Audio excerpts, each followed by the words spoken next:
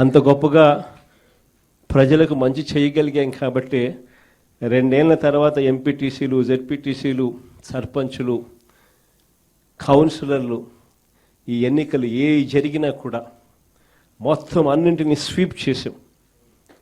దాదాపుగా 86%, 88% స్థానాలు ప్రతి చోట కూడా మనమే గెలవగలిగాం.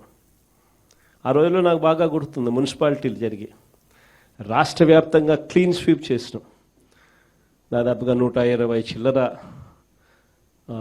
ఎలక్షన్స్ క్లీన్ స్వీప్ అయిపోయిన తర్వాత కూడా కేవలం 2 చోట్ల మాత్రం, తాడిపత్రిలో అయితే నాకు బాగా నెంబర్లు కూడా గుర్తున్నాయి. వాళ్ళకు 18, మనకు 16, కేవలం మనకు వాళ్ళకు తేడా 2. మన ఎమ్మెల్యే అన్నాడు లాగేద్దాం సార్ అన్నాడు.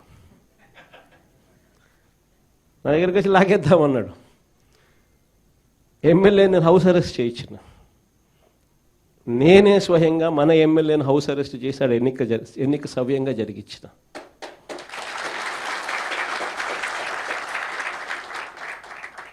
వైఎస్ఆర్సీపీ హయాంలో అంతగా ప్రజాస్వామ్యానికి కట్టుబడి ప్రజాస్వామ్యానికి పరిరక్షకులుగా ఉన్న ముఖ్యమంత్రి స్థానంలో ఉన్న వ్యక్తి పాలన ఎలా చేయాలి అని చెప్పి చూపించాడు ఆ రోజు ఆ రోజు మున్సిపల్ ఎన్నికలు.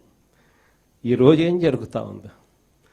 దగ్గరుండి ప్రజాస్వామ్యాన్ని ఖూనీ చేస్తూ ఉన్నారు. దగ్గరుండి ముఖ్యమంత్రి స్థానంలో ఉన్న వ్యక్తి తాను కుప్పంలోనే తాను ఇదే పని చేస్తూ రాష్ట్ర వ్యాప్తంగా ప్రతి చోట కూడా ఇదే చేయమని చెప్పి తన ప్రతి ఎమ్మెల్యే అభ్యర్థికి, తన నియోజకవర్గాల్లో ఉన్న వాళ్ళందరికీ కూడా ఇదే మాదిరిగా ప్రోత్సహిస్తూ ప్రజాస్వామ్యాన్ని దగ్గరుండి ఖూనీ చేస్తూ ఉన్నారు. ఇలాంటి చెడిపోయిన రాజకీయ వ్యవస్థలో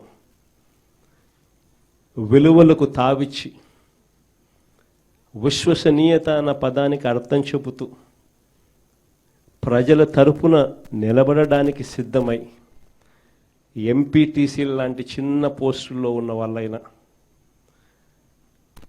కౌన్సిలర్ల వంటి చిన్న పోస్టుల్లో ఉన్న వాళ్ళైనా, జెడ్పీటీసీల వంటి చిన్న పోస్టుల్లో ఉన్న వాళ్ళైనా ఏకంగా చంద్రబాబు నాయుడు గారి ముఖ్యమంత్రి స్థానంలో ఉన్న వ్యక్తికి కూడా, అయ్యా చంద్రబాబు, రాజకీయాలు నీ మాదిరిగా కాదు చేయాల్సింది, మమ్మల్ని చూసి నేర్చుకో అని చెప్పి చంద్రబాబు నాయుడికి గుణపాఠం చెప్పే పరిస్థితిలో రాజకీయాలు చేసిన మీకు హ్యాట్స్ ఆఫ్ చెప్తూ సెల్యూట్ చేస్తా ఉన్నా.